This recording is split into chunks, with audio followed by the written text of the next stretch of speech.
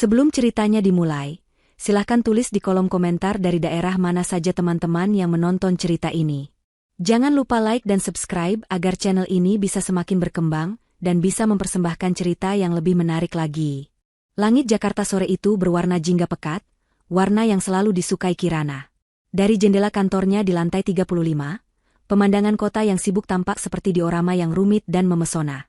Namun, secantik apapun pemandangan itu, tidak ada yang bisa menandingi keindahan yang ia rasakan di dalam hatinya. Kirana memiliki segalanya. Sebuah perusahaan rintisan di bidang teknologi yang ia bangun dari nol kini, telah menjadi pemain besar di industrinya. Ia memiliki tim yang solid, kesehatan yang prima, dan yang terpenting, ia memiliki Rangga. Rangga adalah dunianya. Suaminya itu seolah paket lengkap yang dikirimkan Tuhan langsung untuknya. Tampan, dengan senyum yang bisa meluluhkan gunung es dan tatapan mata yang selalu membuatnya merasa menjadi satu-satunya wanita di dunia. Perhatiannya tak pernah putus. Setiap pagi, secangkir kopi dengan takaran yang pas selalu menunggunya di meja makan. Setiap malam, pijatan lembut di bahunya selalu berhasil menghapus lelah setelah seharian bekerja keras. Dan setiap hari Jumat, tanpa pernah absen sekalipun, sebuah buket mawar merah segar akan diantarkan ke kantornya, sebuah tradisi yang dimulai sejak mereka pertama kali berkencan. Mawar merah adalah bunga kesukaan Kirana, dan Rangga tidak pernah lupa. Bagi Kirana, Rangga adalah pelengkap hidupnya. Ia adalah seorang pekerja keras, seorang visioner yang tak kenal lelah dalam membangun bisnisnya. Ambisinya besar, dan terkadang itu membuatnya lupa waktu. Namun, Rangga adalah penyeimbangnya. Rangga bekerja di sebuah perusahaan multinasional sebagai manajer pemasaran. Gajinya tentu tidak sebanding dengan penghasilan Kirana, tapi Kirana tidak pernah mempermasalahkannya. Baginya, cinta tidak bisa diukur dengan materi. Semua aset yang mereka miliki, mulai dari gria tawang mewah tempat mereka tinggal, 2 mobil Eropa yang terparkir di garasi, hingga portofolio investasi yang terus berkembang, memang berasal dari kerja keras Kirana. Rangga datang dalam hidupnya saat ia sudah mapan, dan ia dengan senang hati membagikan segalanya. Ia mendaftarkan nama Rangga di semua kartu kreditnya, memberinya akses penuh ke rekening bersama, dan tidak pernah sekalipun mengungkit soal siapa yang membayar tagihan. Karena bagi Kirana, apa yang menjadi miliknya, otomatis menjadi milik Rangga juga. Mereka adalah satu tim. Kehidupan mereka terasa semakin sempurna dengan kehadiran Lucy, sahabat Kirana sejak bangku kuliah. Lucy adalah orang yang tahu semua cerita Kirana, saksi hidup perjalanannya dari seorang gadis perantau biasa hingga menjadi pengusaha sukses. Saat Lucy mengalami kesulitan ekonomi dan kehilangan pekerjaan setahun yang lalu, Kirana tanpa ragu turun tangan. Ia menggunakan koneksinya untuk membantu Lucy mendapatkan posisi di perusahaan tempat Rangga bekerja. Kirana berpikir, alangkah menyenangkannya jika 2 orang yang paling ia sayangi di dunia bisa bekerja di satu lingkungan yang sama. Ia bisa menitipkan Rangga pada Lucy saat di kantor, dan sebaliknya. Kepercayaannya pada mereka berdua mutlak dan tak terbatas. Ia sering melihat mereka makan siang bersama dari unggahan media sosial Lucy, dan hatinya menghangat. Ia merasa beruntung memiliki suami yang bisa akrab dengan sahabatnya. Malam itu, seperti malam-malam lainnya, terasa begitu hangat. Aroma masakan Rangga, spaghetti aglio olio kesukaan Kirana, menguar di seluruh penjuru ruangan. Mereka makan malam di balkon, ditemani kerlip lampu kota yang tak pernah tidur. Rangga menceritakan tentang harinya di kantor, tentang proyek baru yang sedang ia tangani. Kirana mendengarkan dengan saksama, sesekali tertawa mendengar leluconnya. "Sayang," ucap Rangga setelah mereka selesai makan, tangannya menggenggam erat tangan Kirana di atas meja. "Ada sesuatu yang ingin aku bicarakan." Kirana menatapnya, "Tentu, ada apa?" "Aku dapat tugas dari kantor. Perjalanan dinas keluar kota," kata Rangga dengan nada serius. "Proyeknya cukup besar, berlokasi di Surabaya. Mungkin sekitar seminggu." Kirana merasakan sedikit kekecewaan. Seminggu akan terasa lama tanpanya. Namun, ia tahu ini adalah bagian dari pekerjaan dan tanggung jawab Rangga. Ia harus mendukungnya. "Wah, proyek besar? Itu bagus sekali, Mas. Aku ikut bangga." "Aku tahu kamu akan bilang begitu." Rangga tersenyum, senyum andalannya yang selalu membuat Kirana luluh. "Aku berangkat lusa. Sebenarnya berat sekali meninggalkan kamu sendirian di sini, tapi ini kesempatan besar untuk karierku. Direktur sendiri yang menunjukku untuk memimpin tim." "Jangan khawatirkan aku," Kirana balas menggenggam tangannya. "Aku bisa menjaga diri. Kamu fokus saja pada pekerjaanmu. Buat perusahaanmu bangga, dan buat aku lebih bangga lagi." Malam itu, Mereka menghabiskan waktu dengan berbincang tentang masa depan. Tentang rencana liburan ke Jepang tahun depan, tentang keinginan mereka untuk mulai program anak setelah proyek besar Rangga selesai, tentang mimpi-mimpi yang akan mereka wujudkan bersama. Kirana merasa menjadi wanita paling beruntung di alam semesta. Ia memeluk suaminya erat di tempat tidur, menghirup aroma parfumnya yang menenangkan. Tidak ada sedikit pun keraguan di dalam hatinya. Ia percaya pada suaminya, pada sahabatnya, dan pada kehidupan sempurna yang telah ia bangun dengan susah payah. 2 hari kemudian, ia mengantar Rangga ke bandara. Ia membantunya memeriksa semua bawaannya, memastikan tidak ada yang tertinggal. Ia memeluknya erat sebelum Rangga memasuki gerbang keberangkatan. "Hati-hati di jalan ya, Mas. Jangan lupa kabari aku begitu sampai," bisik Kirana. Rangga mencium keningnya dalam-dalam. "Pasti, sayang. Doakan proyek ini berhasil ya. Ini semua demi masa depan kita." Kirana mengangguk, melambaikan tangan hingga sosok suaminya hilang di tengah keramaian. Ia kembali ke mobil dengan perasaan campur aduk antara sedih, karena akan berpisah sementara dan bangga, karena pencapaian suaminya. Ia menyalakan mesin mobil, memutar lagu favorit mereka, dan melaju pulang menuju Gria Tawang mereka yang megah namun kini terasa sedikit lebih kosong. Ia sama sekali tidak tahu, bahwa di saat yang bersamaan, di sudut lain bandara yang sama, Lucy sedang menunggu di gerbang keberangkatan yang berbeda. Gerbang penerbangan internasional menuju Istanbul, Turki.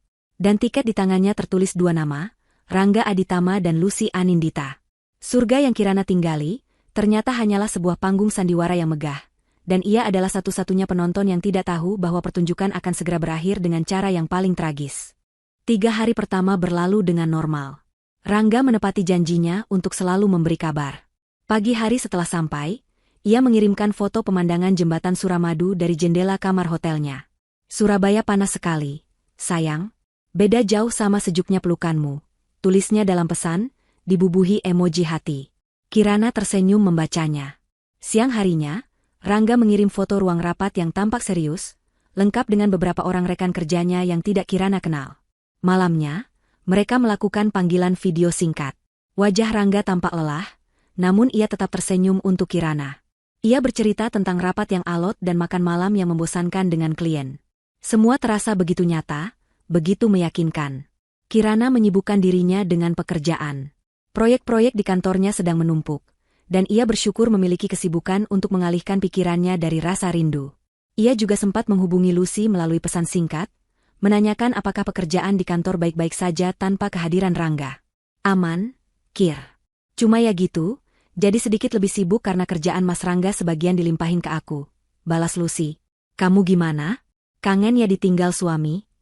"Begitulah. Tapi tidak apa-apa, demi karir dia juga," balas Kirana. "Semangat ya. Nanti kalau Mas Rangga sudah pulang, kita jalan-jalan bertiga," tulis Lucy mengakhiri percakapan. Semuanya tampak normal, tidak ada yang aneh. Namun, pada hari keempat, sebuah retakan kecil mulai muncul di cermin kesempurnaan itu. Malam itu, Kirana menelepon Rangga sekitar pukul 10 malam. Biasanya pada jam tersebut, Rangga sudah berada di kamar hotel untuk beristirahat. Panggilan pertama tidak diangkat. Kirana mencoba lagi. Pada dering ketiga, panggilan itu dijawab. "Halo, sayang. Sapa Rangga?" Suaranya terdengar sedikit terengah-engah. "Halo, Mas. Lagi apa? Kok kayaknya capek banget?" tanya Kirana. "Oh, ini, tadi baru selesai olahraga di pusat kebugaran hotel. Lari di treadmill," jawab Rangga. Jawaban yang masuk akal. Namun, di latar belakang, Kirana samar-samar mendengar suara musik. Bukan musik pop generik yang biasa diputar di pusat kebugaran hotel.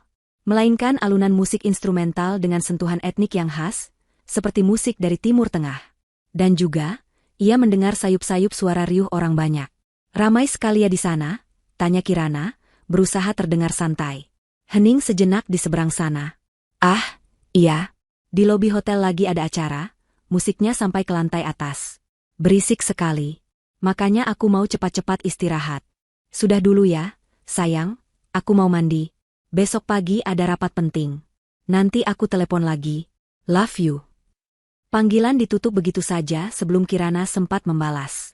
Kirana menatap ponselnya, keningnya berkerut. Sesuatu terasa janggal. Suara itu bukan seperti suara lobi hotel. Lebih mirip suara keramaian di luar ruangan. Tapi ia berusaha menepis pikiran buruk itu. Mungkin ia salah dengar. Mungkin ia hanya terlalu lelah dan pikirannya mulai mengada-ada. Ia tidak boleh curiga pada suaminya sendiri. Kepercayaan adalah fondasi pernikahan mereka. Keesokan harinya, rasa ganjil itu belum juga hilang. Seharian Kirana merasa tidak fokus bekerja. Ia mencoba menghubungi Lucy untuk mengajaknya makan malam, sekadar untuk mengobrol dan menenangkan pikiran. Namun, teleponnya tidak diangkat. Pesan singkat yang ia kirimkan hanya dibaca tanpa dibalas. Ini tidak seperti Lucy biasanya. Sekalipun sibuk, Lucy pasti akan membalas pesannya walau hanya singkat. Kirana mencoba berpikir positif. Mungkin Lucy benar-benar sedang sibuk luar biasa karena pekerjaan Rangga. Malam harinya, Kirana memutuskan untuk bersantai di rumah. Ia membuat teh hangat dan duduk di sofa empuknya, mencoba menenangkan kegelisahan yang entah kenapa semakin menjadi. Untuk mengalihkan pikiran, ia membuka aplikasi media sosial di ponselnya. Iseng, ia melihat-lihat unggahan teman-temannya. Foto liburan, foto makanan, foto keluarga bahagia. Semuanya tampak normal. Hingga matanya berhenti pada sebuah unggahan dari seorang kenalan lama, seorang rekan bisnis yang sudah lama tidak ia temui. Namanya Rika. Rika baru saja mengunggah serangkaian foto liburannya. Lokasinya ditandai, Cappadocia, Turki. Kirana tersenyum tipis. Cappadocia memang indah. Ia dan Rangga pernah berencana ke sana. Saat ia hendak menggeser layar ke unggahan berikutnya, matanya terpaku pada salah satu foto. Foto Rika yang sedang tersenyum lebar dengan latar belakang puluhan balon udara yang baru saja mengangkasa di waktu fajar. Foto yang indah. Namun, bukan Rika yang menarik perhatiannya. Di sudut kanan bawah foto itu, di antara kerumunan turis lain, ada dua sosok yang berdiri agak jauh. Seorang pria jangkung merangkul seorang wanita berambut panjang. Mereka membelakangi kamera, sedang menatap pemandangan balon udara. Jantung Kirana serasa berhenti berdetak. Pria itu, postur tubuhnya, cara ia berdiri, bahkan jaket kulit berwarna coklat yang ia kenakan, semuanya terasa begitu familiar. Itu jaket yang sama dengan yang ia hadiahkan pada Rangga saat ulang tahunnya tahun lalu. Dan wanita di sampingnya, dengan rambut hitam panjang tergerai yang begitu ia kenali. Tidak mungkin, bisiknya pada diri sendiri. Tangannya gemetar hebat. Ia mencoba memperbesar foto itu, namun gambarnya pecah dan buram. Tidak mungkin itu Rangga dan Lucy. Rangga sedang di Surabaya. Lucy sedang sibuk bekerja di Jakarta. Ini pasti hanya orang yang kebetulan mirip. Pasti. Tetapi benih keraguan yang tadinya kecil kini telah tumbuh menjadi pohon raksasa yang akarnya mencengkeram hatinya dengan erat. Rasa panik mulai menjalari tubuhnya. Ia harus memastikan. Ia harus membuktikan bahwa ketakutannya ini salah. Dengan jari-jari yang terasa kaku, ia mengetik nama Lucy di kolom pencarian. Biasanya, profil Lucy selalu dalam mode pribadi. Ia hanya menerima pengikut yang ia kenal. Kirana sudah mengikutinya sejak lama, tentu saja. Ia hanya ingin melihat, mungkin Lucy mengunggah sesuatu tentang kesibukannya di kantor yang bisa menenangkan hatinya. Saat halaman profil Lucy terbuka, Kirana menahan napas. Sesuatu telah berubah. Gembok kecil yang biasanya menandakan akun pribadi, kini telah hilang. Profil Lucy terbuka untuk umum. Dan yang membuat darahnya terasa membeku adalah lingkaran berwarna gradasi ungu oranye yang melingkari foto profil Lucy. Tanda bahwa ada unggahan story baru. Sebuah unggahan yang dibuat beberapa menit yang lalu. Seluruh dunianya seakan melambat. Hanya ada suara detak jantungnya sendiri yang berdebam kencang di telinganya. Ada pertarungan hebat di dalam batinnya. Satu sisi dirinya berteriak untuk menutup aplikasi itu, membuang ponselnya, dan melanjutkan hidup dalam ketidaktahuan yang membahagiakan. Namun, sisi lainnya, sisi yang lebih kuat dan lebih gelap, mendorongnya untuk mencari kebenaran, sepahit apapun itu. Ia harus tahu.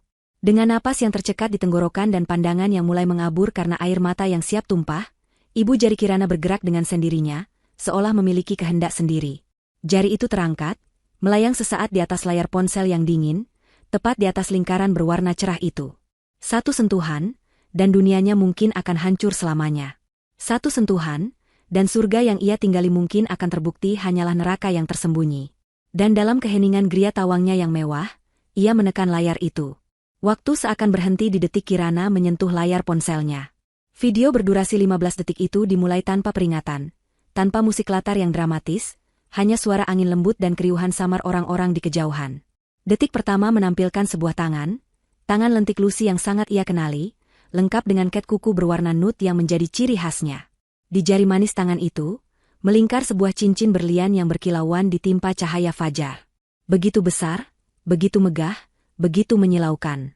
Latar belakangnya adalah pemandangan langit Cappadocia yang ikonik, dipenuhi siluet puluhan balon udara yang mengangkasa dengan anggun. Kemudian, kamera bergerak perlahan ke atas. Menampakkan wajah Lucy yang berlinang air mata bahagia. Bibirnya bergetar, senyumnya merekah begitu lebar hingga matanya menyipit. Ia tampak begitu terharu, begitu dicintai. Dan kemudian, pemandangan yang menghancurkan segalanya. Kamera berputar, menampakkan sosok di hadapannya. Rangga, suaminya. Rangga sedang berlutut dengan satu kaki di atas tanah berbatu, menatap Lucy dengan sorot mata memuja yang dulu selalu ia berikan untuk Kirana. Ia mengenakan jaket kulit coklat pemberian Kirana, jaket yang sama persis seperti yang Kirana lihat di foto buram kenalannya. Napas Kirana tercekat di tenggorokan. Ini nyata. Ini semua nyata. Tapi kengerian itu belum mencapai puncaknya. Puncak kengerian itu datang saat matanya tertuju pada tangan Rangga yang satu lagi. Tangan itu memegang sebuah buket bunga. Mawar merah. Merah pekat, segar, dan mekar sempurna. Persis seperti mawar yang selalu Rangga kirimkan untuknya setiap hari Jumat. Mawar yang menjadi simbol cinta mereka, janji mereka, dan seluruh dunia mereka.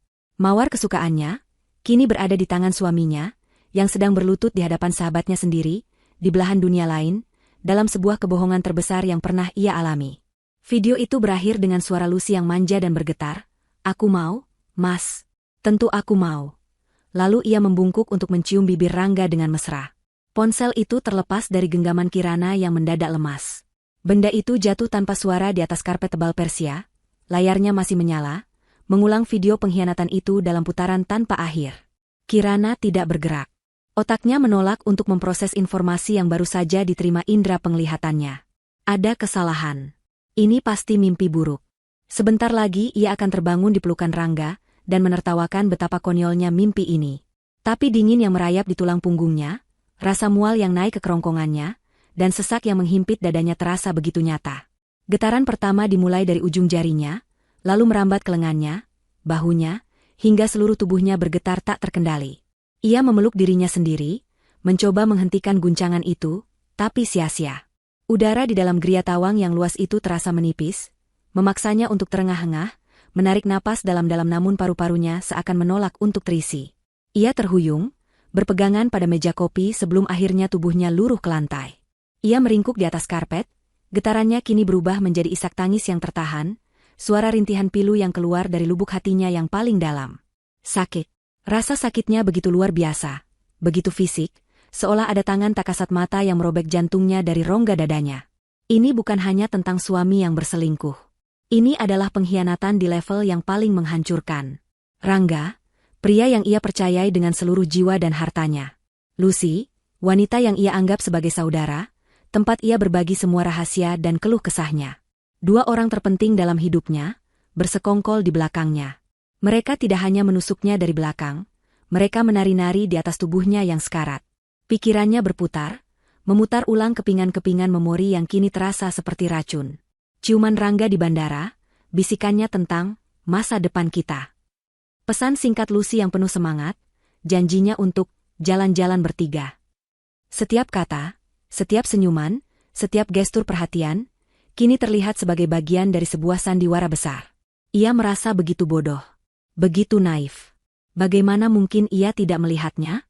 Tanda-tandanya mungkin ada di sana selama ini, tersembunyi di depan mata, namun ia terlalu dibutakan oleh cinta dan kepercayaan. Air matanya mengalir deras, membasahi pipi dan karpet di bawahnya. Setiap isakannya adalah jeritan untuk mimpi-mimpinya yang hancur. Mimpi membangun keluarga yang bahagia, mimpi menjadi tua bersama Rangga, mimpi memiliki anak-anak yang akan memanggil Lucy sebagai tante kesayangan mereka. Semua itu kini lenyap, berubah menjadi abu. Dan di tengah lautan kepedihan itu, satu hal yang terus kembali menghantamnya adalah bayangan mawar merah itu. Mawar itu lebih menyakitkan daripada cincin berlian. Cincin itu hanya benda mahal. Tapi mawar itu adalah jiwa dari hubungan mereka. Mawar itu adalah saksi bisu perjalanan cinta mereka. Ada mawar di kencan pertama mereka. Ada mawar saat Rangga melamarnya. Ada mawar di hari pernikahan mereka. Setiap Jumat adalah pengingat bahwa ia dicintai. Sekarang, simbol paling suci dalam hubungan mereka telah dinodai, digunakan sebagai properti dalam drama perselingkuhan murahan ini. Itu bukan sekadar kecerobohan. Itu adalah sebuah pesan. Sebuah pernyataan kejam bahwa semua yang pernah mereka miliki tidak berarti apa-apa. Perlahan, di tengah isak tangis yang mulai mereda, sesuatu yang lain mulai bangkit dari reruntuhan hatinya. Sesuatu yang dingin, keras, dan tajam. Amarah. Bukan amarah yang meledak-ledak, melainkan amarah yang membeku. Amarah yang jernih dan fokus. Getaran di tubuhnya tidak hilang, namun kini bukan lagi getaran karena syok. Itu adalah getaran karena energi baru yang mengalir deras di pembuluh darahnya. Energi kemarahan. Ia berhenti menangis. Ia mengangkat kepalanya, menatap lurus ke depan, ke arah jendela besar yang menampilkan gemerlap lampu kota. Lampu-lampu itu adalah bukti dari kerja kerasnya, bukti dari malam-malam tanpa tidur dan pengorbanan yang telah ia lakukan untuk membangun hidupnya. Hidup yang kini coba dihancurkan oleh seorang parasit dan seorang pengkhianat. Wajahnya masih basah oleh air mata, namun sorot matanya telah berubah. Tak ada lagi kelembutan dan cinta di sana. Yang tersisa hanyalah kekosongan yang dingin, yang di tengahnya menyala sebuah titik api dendam. Ia meraih ponselnya yang tergeletak di lantai. Video itu masih berputar. Kirana menontonnya sekali lagi, kali ini tanpa air mata. Ia membiarkan setiap detail pengkhianatan itu terpatri dalam benaknya. Wajah bahagia Lucy, senyum bangga Rangga, dan mawar merah berduri itu. Ia menekan tombol simpan. Video itu kini menjadi miliknya. Barang bukti. Amunisi. Ia menatap pantulan wajahnya di layar ponsel yang gelap. Pucat, bengkak, hancur. Tapi matanya berkilat dengan cahaya yang berbahaya. Dalam keheningan apartemen yang terasa seperti kuburan bagi masa lalunya, ia berbisik pada bayangannya sendiri, suaranya serak namun mantap. Mawar kesukaanku, untuk melamar pelakor. Tangisnya telah berhenti sepenuhnya. Badai telah berlalu, menyisakan kehancuran total. Dan dari kehancuran itulah, seorang ratu yang terluka kini bangkit untuk mengambil kembali tahtanya. Malam itu adalah malam terpanjang dalam hidup Kirana. Ia tidak tidur, bahkan tidak beranjak dari posisinya di lantai selama berjam-jam. Tubuhnya terasa kaku dan kosong, seolah jiwanya telah tercerabut paksa. Amarah yang tadi sempat membara kini mereda menjadi bara api yang dingin dan tersembunyi jauh di dalam dirinya. Ia tidak lagi merasakan sakit yang menusuk, melainkan sebuah kekosongan yang hampa. Ia berada dalam mode bertahan hidup, di mana emosi adalah sebuah kemewahan yang tidak bisa ia miliki saat ini. Ketika garis cahaya pertama fajar mulai menyelinap melalui celah tirai, Kirana perlahan bangkit. Setiap gerakannya terasa berat, seolah ia sedang menyeret beban tak kasat mata. Ia berjalan menuju kamar mandi, menghindari cermin besar di dinding. Ia tidak ingin melihat kehancuran di wajahnya sendiri. Ia menyalakan pancuran dengan air terdingin, membiarkan air es itu mengguyur tubuhnya, berharap rasa dingin itu bisa mematikan rasa di hatinya. Tapi ia tidak merasakan apa-apa. Ia hanya berdiri di sana, kosong. Setelah selesai, ia mengenakan jubah mandi sutra dan berjalan menuju ruang kerjanya. Ruangan itu adalah pusat kendali kerajaannya, tempat di mana ide-ide bernilai miliaran rupiah lahir. Dindingnya dipenuhi rak buku dan penghargaan. Di tengah ruangan, berdiri sebuah meja kayu jati solid yang kokoh. Disinilah ia merasa paling berkuasa, paling menjadi dirinya sendiri. Pikirannya, yang sejak semalam dipenuhi kabut emosi, kini mulai bekerja dengan kejernihan yang menakutkan. Otak bisnisnya mengambil alih. Jika hidupnya adalah sebuah perusahaan yang mengalami krisis, maka ia harus bertindak seperti seorang CEO. Menilai kerusakan, memotong kerugian, dan menyusun strategi untuk bangkit kembali. Ia duduk di kursi kulitnya yang nyaman dan menyalakan laptop. Pertama, ia perlu data. Fakta. Bukan lagi ilusi. Dengan tangan yang kini mantap, ia mulai melakukan audit menyeluruh atas hidupnya. Langkah pertamanya adalah membuka brankas tersembunyi di balik sebuah lukisan. Ia memasukkan kombinasi angka, tanggal lahirnya, dan pintu baja kecil itu terbuka dengan bunyi klik pelan. Di dalamnya, tersimpan semua dokumen paling berharga dalam hidupnya. Ia mengeluarkan map pertama, bertuliskan, aset properti. Di dalamnya ada sertifikat hak milik Gria Tawang tempat ia berada sekarang. Ia membaca nama yang tertera di sana, Kirana Putri Hartono. Hanya namanya. Ia membelinya 2 tahun sebelum ia menikah dengan Rangga. Rangga hanya pindah masuk. Ia mengeluarkan sertifikat villa di Bali dan apartemen di Singapura. Semuanya atas namanya sendiri. Rangga tidak memiliki hak hukum atas satupun batu bata dari properti-properti itu. Map kedua, kepemilikan perusahaan. Di dalamnya terdapat akta pendirian perusahaan teknologinya, lengkap dengan semua perubahannya. Nama pemegang saham, Kirana Putri Hartono, 100%. Rangga tidak pernah terlibat dalam bisnisnya, selain menjadi pendamping di acara-acara perusahaan. Map ketiga, yang paling penting, finansial. Ia mengeluarkan buku tabungan, laporan investasi, dan rincian polis asuransi. Kemudian, ia membuka laptopnya dan masuk ke layanan perbankan prioritasnya. Ia membuka riwayat transaksi dari rekening bersama mereka selama 1 tahun terakhir. Matanya memindai angka-angka itu dengan cepat dan efisien. Polanya begitu jelas dan kini terasa begitu memuakan. Dana masuk yang signifikan selalu berasal dari rekening bisnisnya. Gaji direktur, dividen tahunan, bonus kinerja. Sementara itu, dana keluar didominasi oleh pengeluaran gaya hidup.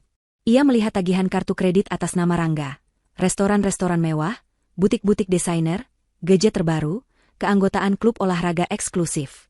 Gaji Rangga sendiri, yang juga masuk rekening itu, hanyalah setetes air di lautan pengeluaran mereka. Bahkan, gaji bulanan Rangga seringkali tidak cukup untuk menutupi tagihan kartu kreditnya sendiri dalam 1 bulan.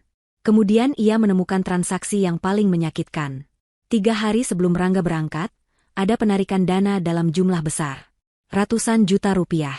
Alasannya saat itu adalah untuk dana taktis proyek di Surabaya.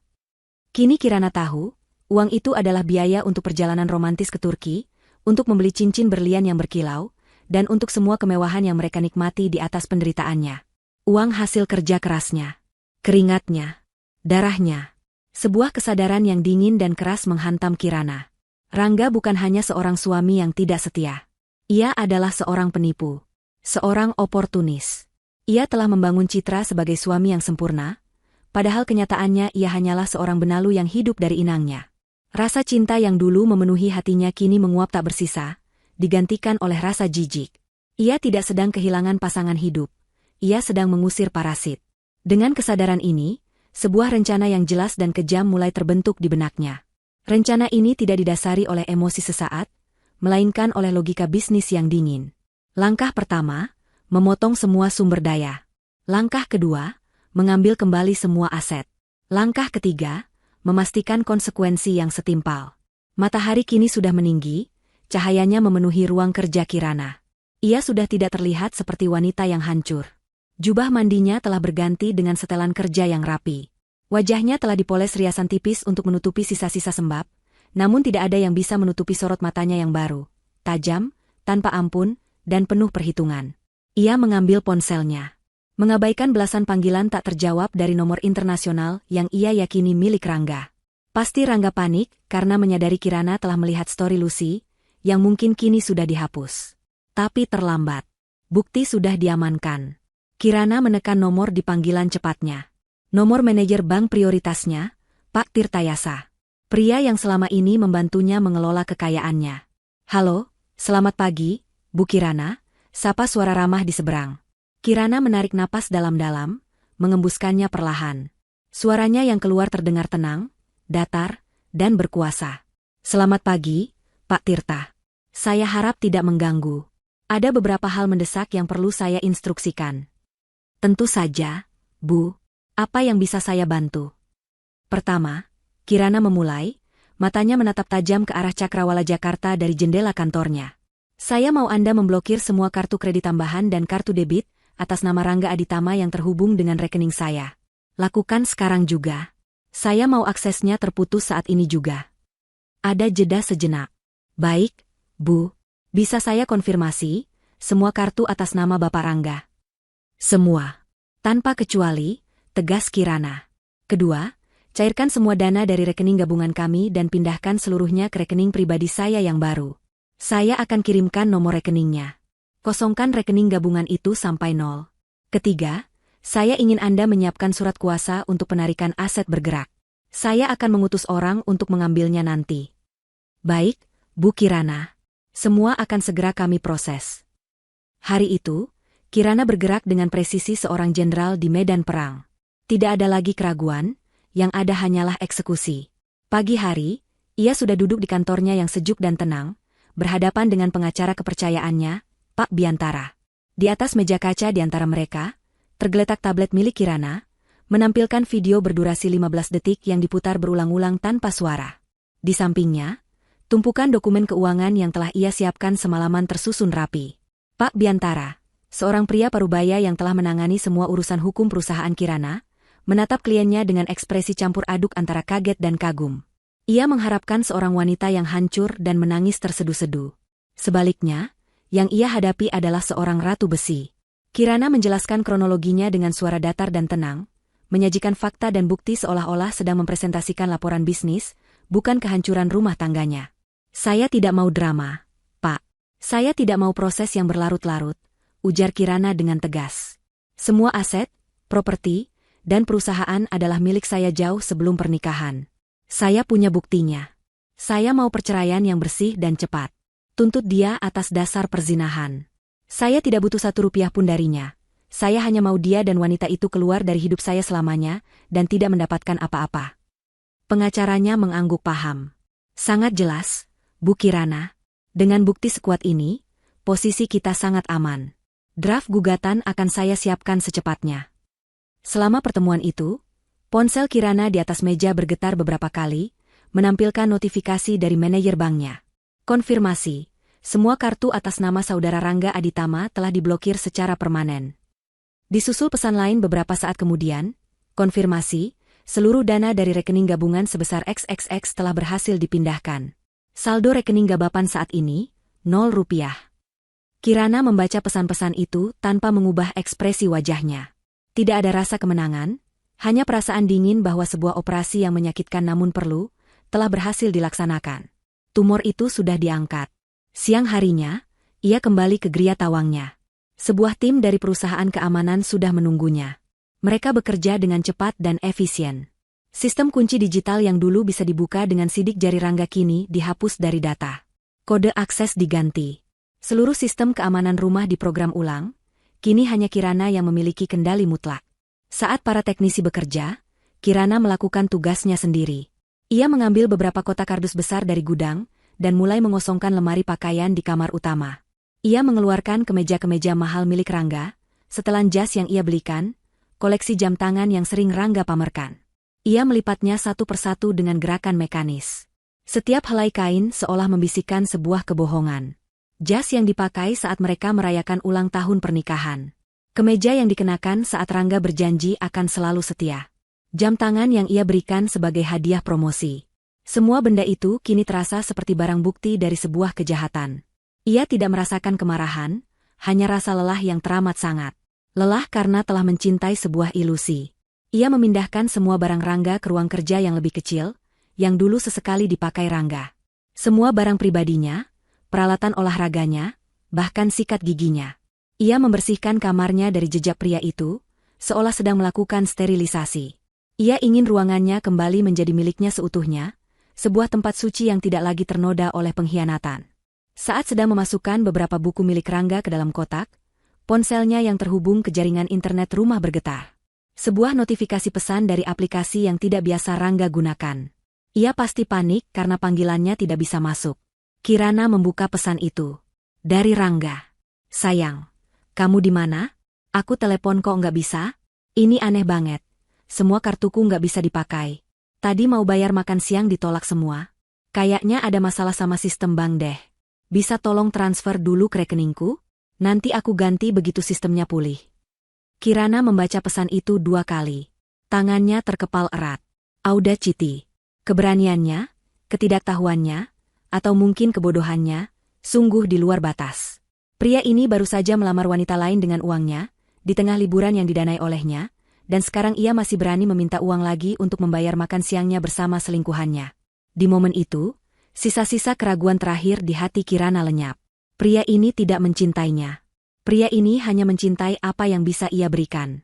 Dengan jari yang dingin, Kirana mengetik balasan. Singkat, tajam, dan mematikan. Masalahnya bukan di sistem, tapi di kamu. Pesan terkirim. Centang 2 biru muncul seketika. Kirana tidak menunggu balasan. Ia langsung memblokir nomor dan akun tersebut. Ia membayangkan kepanikan yang akan melanda Rangga dan Lucy saat membaca pesan itu. Pesan itu adalah konfirmasi. Ya, aku tahu. Dan permainan kalian sudah berakhir. Malam menjelang. Para teknisi sudah pergi. Rumah itu kini menjadi bentengnya. Kotak-kotak berisi barang-barang Rangga tersusun rapi di dekat pintu, menunggu untuk diangkut ke tempat penampungan barang bekas. Kirana berdiri sendirian di tengah ruang keluarga yang luas. Keheningan terasa begitu pekat. Untuk pertama kalinya sejak semalam, pertahanannya sedikit goyah. Rasa sepi yang tajam menyergapnya. Ini bukan kesedihan karena kehilangan Rangga sang pengkhianat, tapi kesedihan karena kehilangan masa depan yang telah ia rancang dengan begitu indah di dalam kepalanya. Kehilangan janji tentang sebuah keluarga dan teman menua bersama. Air mata mengancam akan jatuh, tapi ia menahannya. Ia berjalan ke dinding di mana sebuah foto besar dirinya tergantung. Foto saat ia pertama kali menerima penghargaan, yang Entrepreneur of the Year, 5 tahun lalu. Di foto itu, ia tampak lebih muda, matanya menyala dengan api ambisi dan harapan. Ia menatap gadis di foto itu, gadis yang datang ke Jakarta tanpa apa-apa selain mimpi dan kerja keras. Gadis yang membangun semua ini dari nol. Gadis itu seorang pejuang. Seorang yang selamat. Dan ia masih orang yang sama. Kamu bisa melewati ini, bisiknya pada dirinya sendiri, menarik kekuatan dari masa lalunya. Ponselnya bergetar lagi. Kali ini dari asistennya, Rina. Bu, semua sudah beres. Sistem keamanan baru sudah aktif dan terhubung langsung ke ponsel ibu. Pak Biantara juga mengabarkan draft awal gugatan cerai akan siap besok pagi untuk ibu tinjau. Kirana membaca pesan itu. Sebuah senyum tipis, senyum pertama yang tulus dalam 24 jam terakhir, tersungging di bibirnya. Ini bukan senyum kebahagiaan. Ini adalah senyum seorang ratu yang telah berhasil mengamankan kerajaannya dari invasi. Parasit itu telah ia putuskan dari sumber kehidupannya. Surga yang dulu mereka tinggali bersama, kini pintunya telah terkunci rapat. Dan Rangga serta Lucy terlempar di luar, di tengah musim dingin yang akan datang. Sekarang, ia hanya perlu menunggu. Menunggu mereka merasakan betapa dinginnya dunia tanpa perlindungannya. Di belahan dunia lain, di sebuah restoran mewah dengan pemandangan Selat Bosporus yang memukau di Istanbul, Rangga dan Lucy sedang merayakan pertunangan mereka. Suasana begitu sempurna. Anggur terbaik mengalir, tawa mereka berderai, dan Lucy tak henti-hentinya mengagumi kilau berlian di jarinya. Mereka merasa seperti raja dan ratu dunia, tak tersentuh dan mabuk oleh kebahagiaan curian mereka. Aku tidak pernah sebahagia ini, Mas, bisik Lucy, menyandarkan kepalanya di bahu Rangga. Semuanya terasa seperti mimpi. Ini bukan mimpi, sayang. Ini adalah awal dari kehidupan kita yang sebenarnya, jawab Rangga, mengecup puncak kepala Lucy. Ia merasa begitu jantan, begitu berkuasa, berhasil memberikan kemewahan ini untuk wanita di sampingnya. Tentu, semua ini berkat kartu kredit tanpa batas dari Kirana, tapi detail kecil itu tidak ia hiraukan. Baginya, ini adalah haknya. Saat makan malam mewah mereka berakhir, seorang pelayan datang dengan membawa mesin kartu di atas nampan perak. Rangga, dengan senyum percaya diri, menyodorkan kartu kredit utamanya, kartu Black Card, yang selalu ia banggakan. Pelayan itu menggeseknya. Sekali, 2 kali, lalu menatap Rangga dengan ekspresi menyesal. Maaf, Tuan, kartunya ditolak. Rangga tertawa kecil. Ah, biasa ini, transaksi internasional kadang suka bermasalah. Coba yang ini, katanya sambil memberikan kartu platinum lainnya. Hasilnya sama. Ditolak. Rasa percaya dirinya mulai goyah. Keringat dingin mulai membasahi pelipisnya.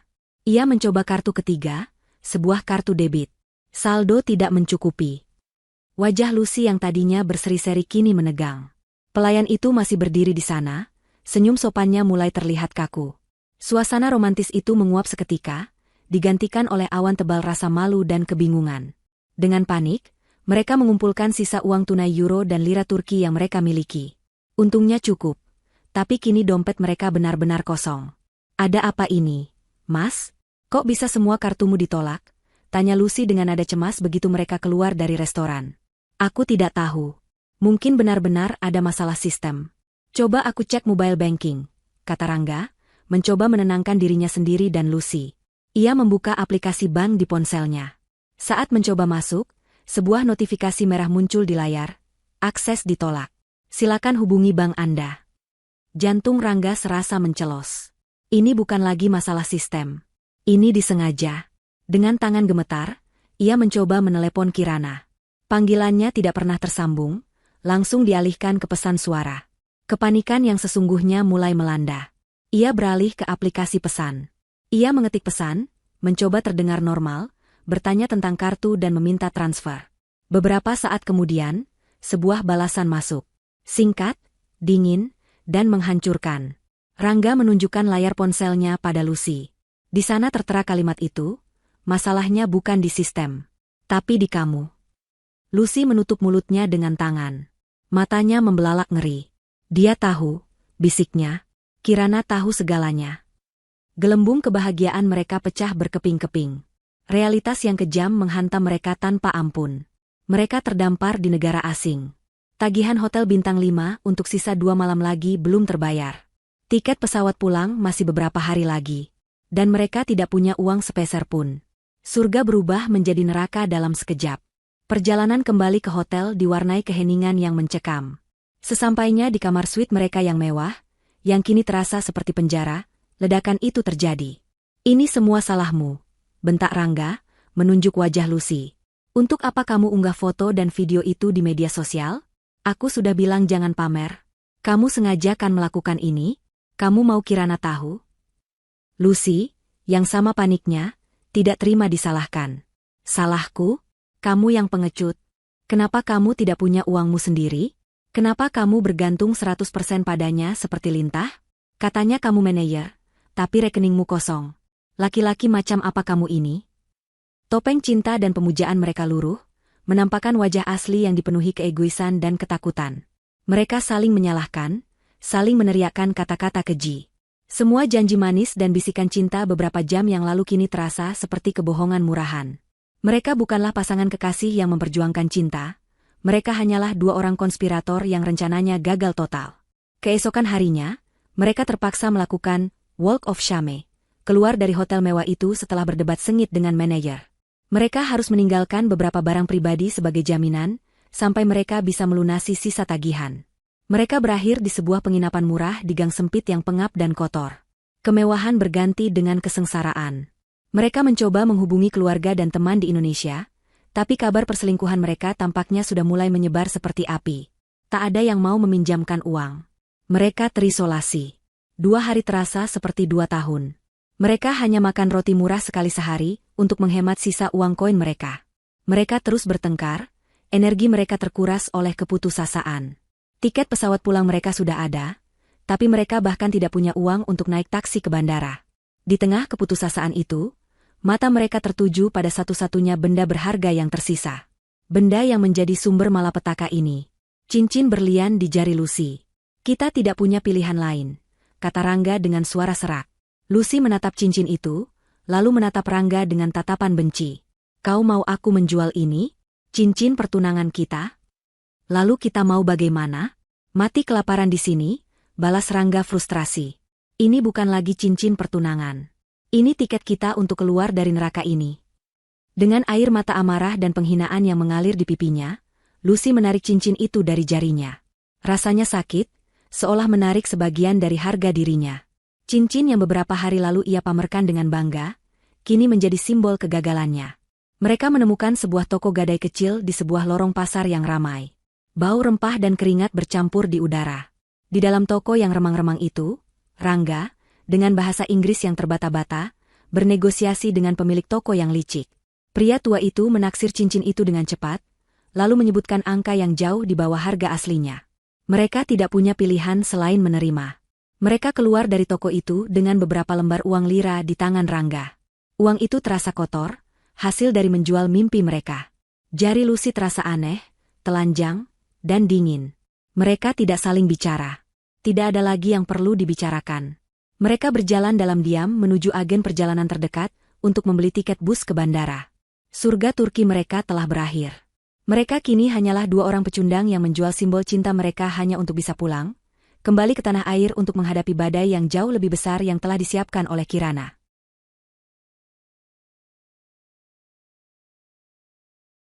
Beberapa hari setelah memutus aliran dana dan mengamankan bentengnya, Kirana memasuki fase baru dari rencananya.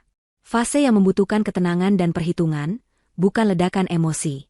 Ia telah berhasil mengamputasi parasit dari sumber kehidupannya, namun luka yang mereka tinggalkan bukan hanya bersifat finansial. Luka itu juga menggores harga dirinya, reputasinya, dan memorinya. Pengkhianatan Lucy, sahabat yang ia anggap saudara, Terasa sama sakitnya dengan perselingkuhan Rangga. Mereka telah mempermalukannya secara personal, maka ia memutuskan, hukumannya pun harus setimpal secara sosial dan profesional. Kirana tidak lagi membuang waktu memikirkan kesedihannya. Ia menyalurkan semua energi yang tersisa ke dalam penyusunan strategi serangan berikutnya. Ia sadar, di era digital ini, narasi adalah senjata yang paling kuat. Siapapun yang bisa mengendalikan cerita, dialah yang akan menjadi pemenang. Dan ia, yang selama ini diam dan menelan ludah, kini akan menceritakan versinya. Versi kebenaran. Ia menghabiskan 1 malam penuh di ruang kerjanya, bukan untuk menangis, melainkan untuk menjadi seorang sutradara bagi drama kehancurannya sendiri. Ia membuka laptopnya, mengumpulkan semua amunisi digital yang ia miliki. Pertama, ia mengambil tangkapan layar dari pesan singkat Rangga beberapa hari lalu, yang dengan jelas menyebutkan perjalanan dinas ke Surabaya sebagai alasannya pergi. Kedua, ia memotong bagian terbaik dari video 15 detik yang ia simpan. Momen saat wajah bahagia Rangga dan Lucy terpampang jelas dengan cincin berlian dan mawar merah sebagai pusatnya. Ketiga, ia mencari di galeri fotonya, menemukan sebuah foto dirinya dan Lucy setahun yang lalu. Di foto itu, mereka berdua tertawa lepas, saling merangkul, dengan keterangan foto yang pernah ia tulis. Beruntung punya sahabat yang sudah seperti saudara sendiri. Selalu ada dalam suka dan duka. Foto itu kini terasa seperti sebuah lelucon yang pahit.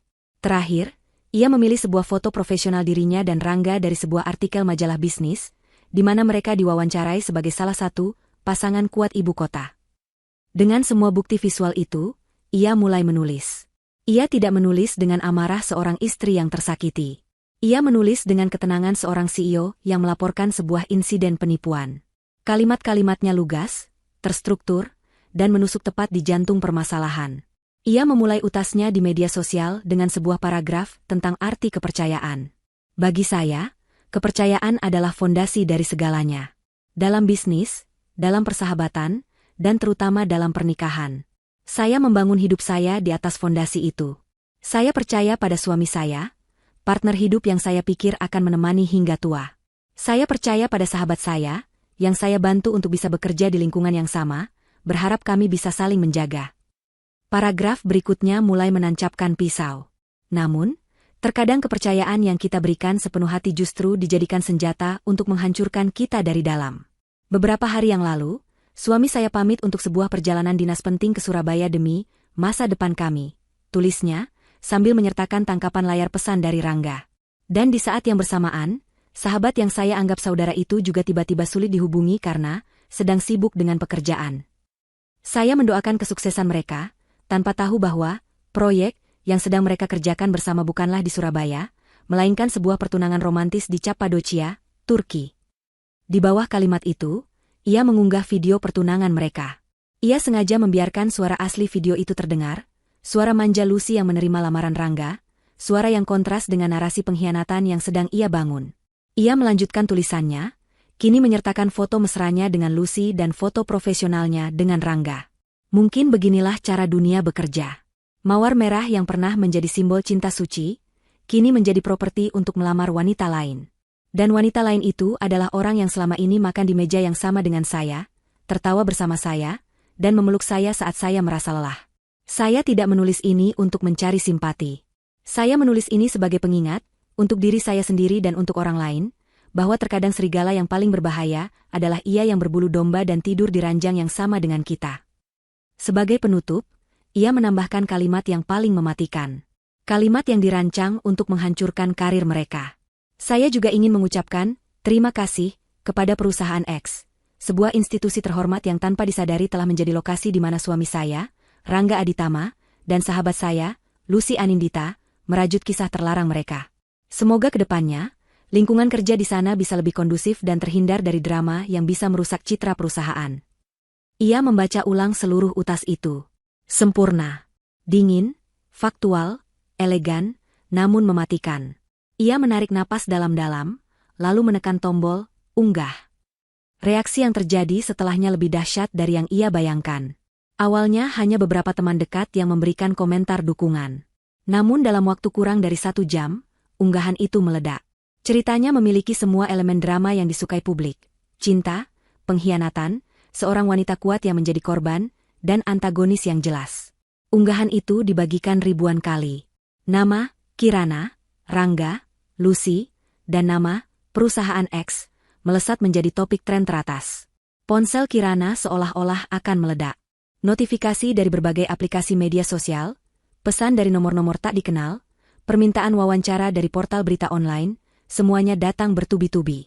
Ia melihat wajah Rangga dan Lucy kini tersebar di mana-mana, dicap sebagai pasangan selingkuh paling memalukan tahun ini. Komentar-komentar warganet begitu kejam dan tanpa ampun, menciptakan pengadilan massa yang jauh lebih brutal daripada pengadilan hukum manapun. Kirana meletakkan ponselnya di atas meja dengan mode senyap. Ia tidak tertarik membaca semua kebisingan itu. Ia hanya perlu menyalakan apinya, dan publik yang akan memastikan api itu terus berkobar dan melahap habis kedua pengkhianat itu. Ia berjalan ke arah jendela, menatap lampu-lampu kota yang berkelip seperti galaksi buatan manusia. Ia merasa tenang. Ia telah mengambil kembali narasinya. Di tengah keheningan itu, layar laptopnya menyala, menandakan sebuah email baru masuk. Jantungnya tidak berdebar kencang. Ia sudah menduga ini akan terjadi. Pengirimnya adalah nama yang ia kenali dari beberapa acara perusahaan. Bapak Hendrawan, Kepala Departemen Sumber Daya Manusia di perusahaan X. Judul emailnya singkat dan tegas. Klarifikasi segera, Saudara Rangga Aditamas Dri. Lucy Anindita. Kirana menggerakkan kursor ke arah email itu. Sebuah senyum dingin dan tanpa humor terukir di bibirnya. Pengadilan publik sudah berjalan. Kini, saatnya eksekusi profesional dimulai. Pesawat yang membawa Rangga dan Lucy mendarat dengan guncangan pelan di landasan pacu Bandara Soekarno-Hatta. Namun bagi mereka, guncangan itu terasa seperti awal dari gempa bumi yang akan meruntuhkan sisa-sisa hidup mereka. Mereka berjalan keluar dari Garbarata dalam diam, menyeret koper kecil mereka yang terasa jauh lebih berat daripada saat mereka berangkat. Penampilan mereka adalah cerminan sempurna dari kekalahan. Pakaian yang sudah kusut, rambut yang lepek, dan wajah yang pucat pasi dihiasi lingkaran hitam di bawah mata. Aura glamor dan kebahagiaan saat mereka berangkat beberapa hari lalu kini telah menguap tanpa sisa, digantikan oleh aura keputusasaan yang pekat. Mereka bukan lagi sepasang kekasih yang dimabuk asmara. Mereka adalah dua kriminal yang tertangkap basah, terikat satu sama lain oleh kejahatan dan kebencian mereka.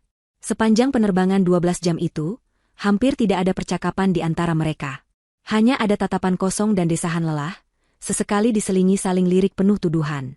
Begitu memasuki terminal kedatangan dan menemukan sudut yang agak sepi, mereka menyalakan ponsel masing-masing. Itu adalah sebuah kesalahan besar. Dalam hitungan detik, perangkat elektronik di tangan mereka seolah meledak oleh rentetan notifikasi yang tak berkesudahan. Ratusan pesan di aplikasi percakapan, ribuan notifikasi di media sosial, puluhan panggilan tak terjawab dari keluarga dan teman-teman. Layar mereka dibanjiri oleh wajah mereka sendiri. Foto-foto mereka, tangkapan layar video pertunangan mereka, disandingkan dengan foto Kirana yang tampak anggun dan tersakiti. Mereka melihat nama mereka menjadi bulan-bulanan di kolom komentar dan tajuk berita online. Manajer tak tahu diri selingkuh dengan sahabat istri, kisah parasit berkedok suami sempurna, viral. Pengusaha sukses bongkar aib suami dan sahabatnya. Mereka membaca kata-kata yang dilemparkan kepada mereka. Pelakor, lintah darat, tidak tahu malu, perusak rumah tangga. Rasa malu yang panas menjalar di sekujur tubuh mereka, membuat mereka merasa telanjang di tengah keramaian bandara. Di tengah badai notifikasi itu, sebuah email dengan tanda prioritas tinggi muncul di bagian atas layar mereka masing-masing. Pengirimnya sama, Departemen HRD Perusahaan X, isinya pun sama, sebuah panggilan resmi untuk menghadiri pertemuan klarifikasi keesokan paginya pukul 9 tepat, sehubungan dengan dugaan pelanggaran berat terhadap kode etik dan citra perusahaan.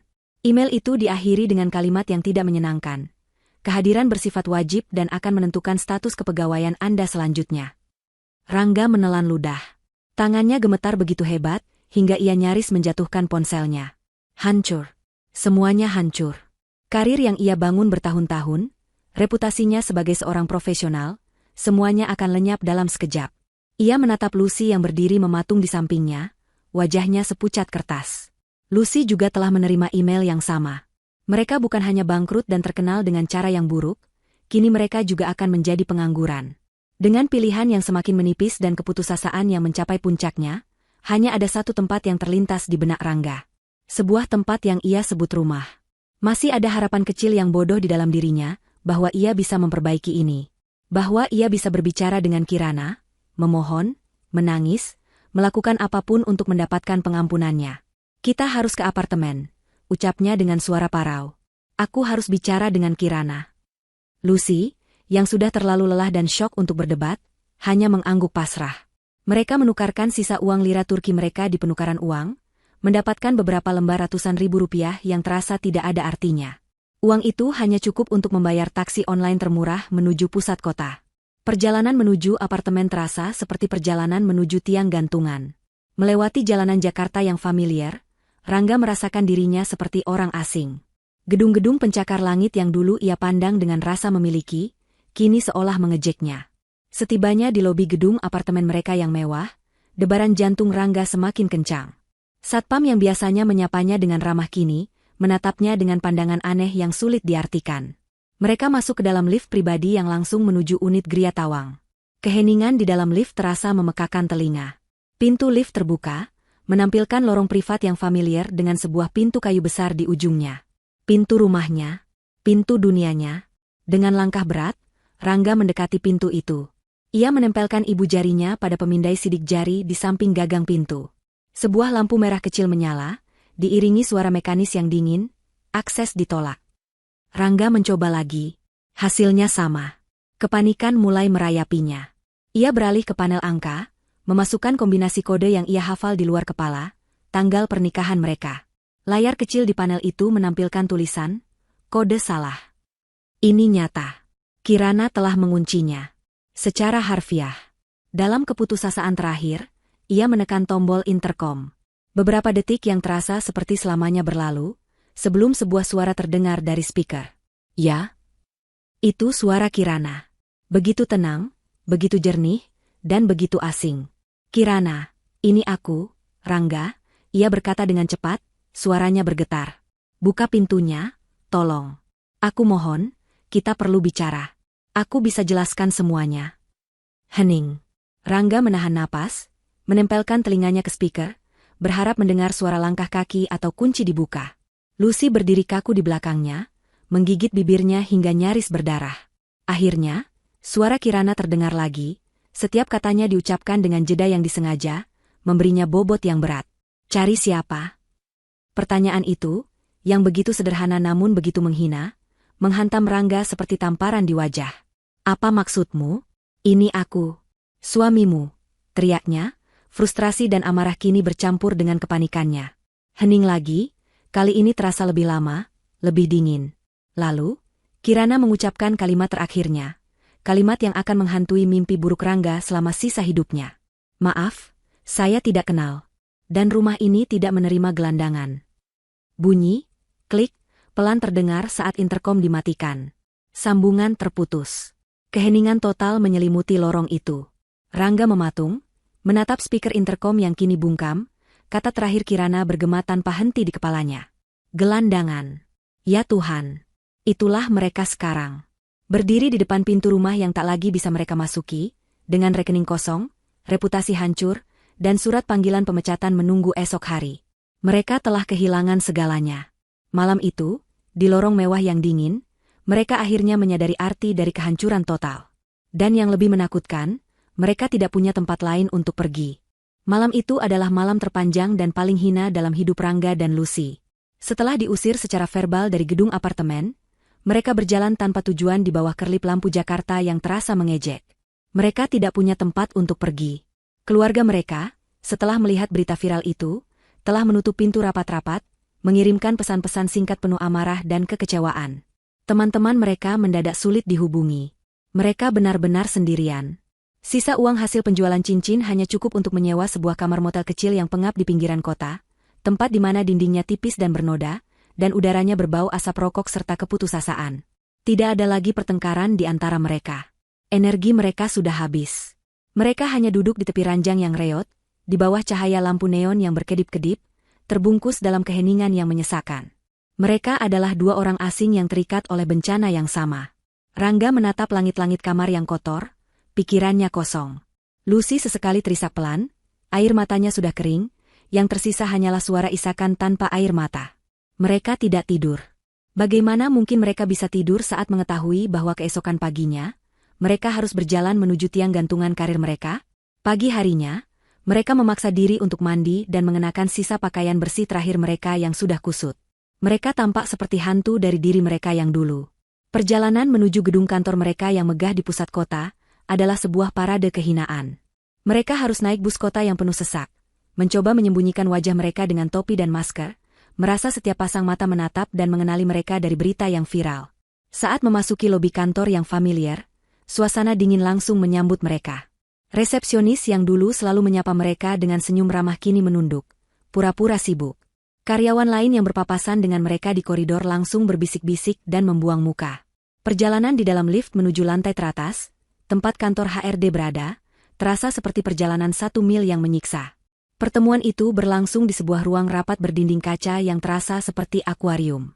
Pak Hendrawan, kepala HRD, duduk di seberang mereka dengan wajah tanpa ekspresi. Ia tidak berbasa-basi.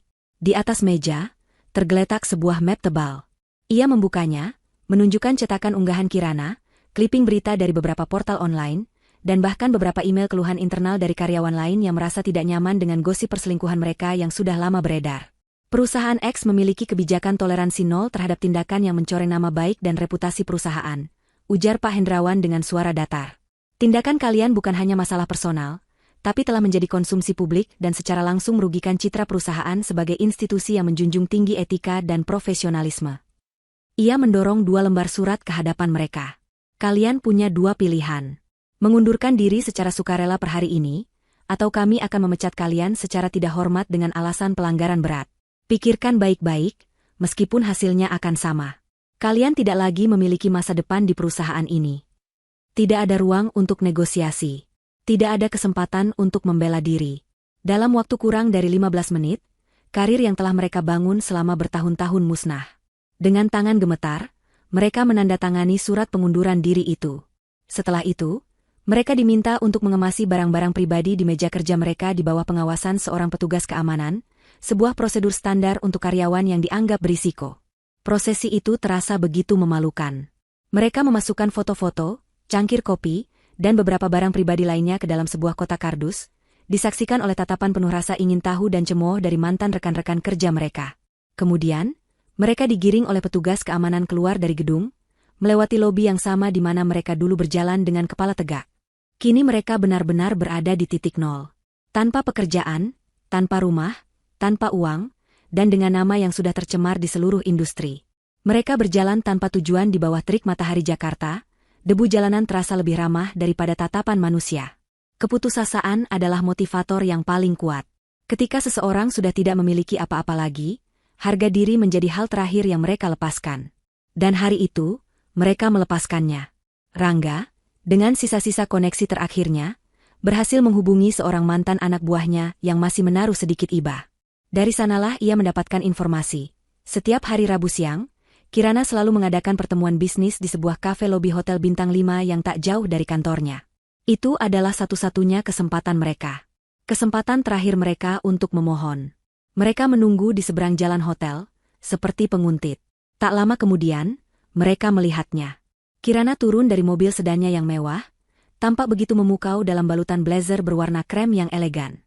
Ia berjalan dengan langkah penuh percaya diri, rambutnya tertata sempurna, tawanya terdengar renyah saat berbicara dengan seorang rekan bisnis pria yang berjalan di sampingnya. Ia tampak begitu bersinar, begitu hidup, seolah badai yang baru saja berlalu sama sekali tidak menyentuhnya. Pemandangan itu, kontras dengan keadaan mereka yang lusuh dan hancur, adalah sebuah siksaan tersendiri. Mereka mengikutinya masuk. Kafe itu ramai oleh para eksekutif dan sosialita. Kirana memilih meja di dekat jendela.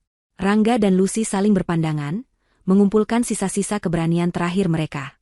Inilah saatnya. Mereka berjalan mendekati meja itu. Saat Kirana mendongak dan melihat mereka, senyum di wajahnya langsung lenyap. Matanya yang tadi hangat kini berubah menjadi 2 kepingan es. Rekan bisnisnya menatap bingung. Suasana di sekitar meja mereka seolah membeku. Tanpa sepatah kata pun, Rangga melakukan hal yang tak terpikirkan. Ia menjatuhkan dirinya, berlutut di atas lantai marmer yang dingin di hadapan Kirana. Semua harga dirinya sebagai seorang pria, semua kesombongannya, luruh bersamaan dengan tubuhnya yang membungkuk. Kirana, aku mohon maafkan aku, ucapnya, suaranya parau dan pecah. Aku salah, aku membuat kesalahan terbesar dalam hidupku. Beri aku kesempatan, apapun aku akan lakukan apapun. Melihat tindakan Rangga, Lucy pun ikut hancur. Isak tangisnya meledak tak tertahankan. Ia juga menjatuhkan dirinya, bersujud di samping Rangga. "Kirana sahabatku, aku mohon, maafkan aku," ratapnya di antara isak tangis. "Jangan hukum aku seperti ini, hidupku sudah hancur. Aku mohon, demi persahabatan kita dulu." Pemandangan itu begitu dramatis, hingga menarik perhatian seluruh pengunjung kafe. Bisik-bisik mulai terdengar. Semua mata kini tertuju pada meja mereka, pada sang ratu yang duduk tenang di singgasananya dan dua orang pesakitan yang bersujud di kakinya. Kirana menatap mereka berdua yang terisak di lantai. Tidak ada kemarahan di wajahnya. Tidak ada kepuasan. Hanya ada kekosongan yang dingin. Ia membiarkan mereka menangis dan memohon selama 1 menit penuh yang terasa seperti 1 jam. Ia membiarkan seluruh dunia melihat betapa hinanya mereka. Setelah merasa cukup, ia dengan gerakan yang sangat tenang, mengangkat cangkir espressonya dan menyesapnya sedikit.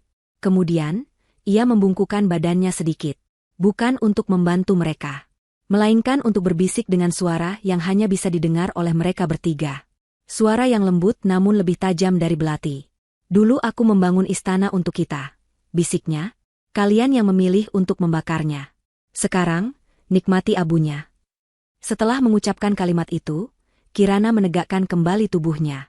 Ia menoleh pada rekan bisnisnya yang tampak syok. "Maaf atas gangguan yang tidak menyenangkan ini. Sepertinya kita harus melanjutkan pembicaraan ini di tempat yang lebih kondusif." Ia berdiri, merapikan blazernya yang bahkan tidak kusut sedikit pun. Lalu, dengan langkah yang anggun dan mantap, ia berjalan pergi. Ia melangkahi tubuh Rangga dan Lucy yang masih bersujud di lantai, seolah-olah mereka hanyalah sampah yang menghalangi jalannya. Ia tidak menoleh ke belakang. Tidak sekalipun. Kirana terus berjalan lurus menuju pintu keluar, meninggalkan mereka berdua dalam kehancuran total, di tengah keheningan yang canggung dan tatapan menghakimi dari puluhan orang asing. Di hari itu, di lobi hotel yang mewah, babak terakhir dari pembalasannya telah selesai. Bulan-bulan berlalu setelah insiden di lobi hotel. Bagi Rangga dan Lucy, hidup berubah menjadi sebuah siklus penderitaan yang tak berujung. Karma yang mereka terima bukanlah sebuah ledakan dahsyat, melainkan sebuah gerusan yang lambat, menyakitkan, dan tak terhindarkan. Nama mereka yang sudah tercemar membuat semua pintu tertutup rapat. Tak ada satupun perusahaan di bidang mereka yang mau mengambil risiko dengan mempekerjakan pasangan selingkuh paling terkenal di Jakarta. Mereka terlempar dari dunia korporat yang glamor ke dasar jurang pasar tenaga kerja. Rangga, yang dulu selalu tampil necis dengan setelan mahal, kini harus bekerja sebagai supir taksi online, menghabiskan hari-harinya di tengah kemacetan Jakarta, menelan ludah setiap kali melewati gedung-gedung tinggi tempat ia dulu bekerja. Lucy, yang dulu bangga dengan posisinya, terpaksa bekerja sebagai penjaga toko di sebuah butik kecil di mal pinggiran kota, melayani pelanggan dengan senyum palsu sementara hatinya dipenuhi kepahitan. Mereka tinggal bersama di sebuah kamar kos sempit di gang yang padat. Kemewahan Gria Tawang kini hanya menjadi kenangan yang menyakitkan. Hubungan mereka, yang dibangun di atas nafsu dan kebohongan, tidak memiliki fondasi untuk bertahan di tengah kesulitan. Setiap hari diisi dengan pertengkaran. Mereka bertengkar tentang uang yang selalu kurang, tentang siapa yang harus membayar sewa kos, tentang siapa yang sebenarnya paling bersalah atas kehancuran hidup mereka. Cinta palsu mereka telah membusuk, menyisakan kebencian dan penyesalan. Akhirnya, setelah beberapa bulan saling menyiksa, mereka berpisah. Masing-masing berjalan ke arah yang berbeda, membawa beban kegagalan mereka sendirian, selamanya terikat oleh memori buruk akan pengkhianatan mereka. Sementara itu, di sisi lain kota, kehidupan Kirana justru mekar seperti bunga di musim semi. Proses perceraiannya berjalan lancar dan cepat, ditutup dengan ketukan palu hakim yang terasa seperti sebuah pembebasan. Ia secara resmi kembali menggunakan nama gadisnya, Kirana Putri Hartono, seolah menghapus jejak delusi dari masa lalunya. Badai yang menimpanya justru membuat perusahaannya semakin dikenal. Banyak orang, terutama para wanita, bersimpati padanya. Ia menjadi simbol kekuatan dan ketegaran. Klien-klien baru berdatangan, investasi mengalir deras. Bisnisnya berkembang lebih pesat dari sebelumnya. Namun, kemenangan sejati Kirana bukanlah tentang bisnis atau balas dendam yang tuntas. Kemenangan sejatinya adalah tentang menemukan kembali dirinya sendiri. Ia menjual Gria Tawang itu beserta semua kenangan pahit di dalamnya.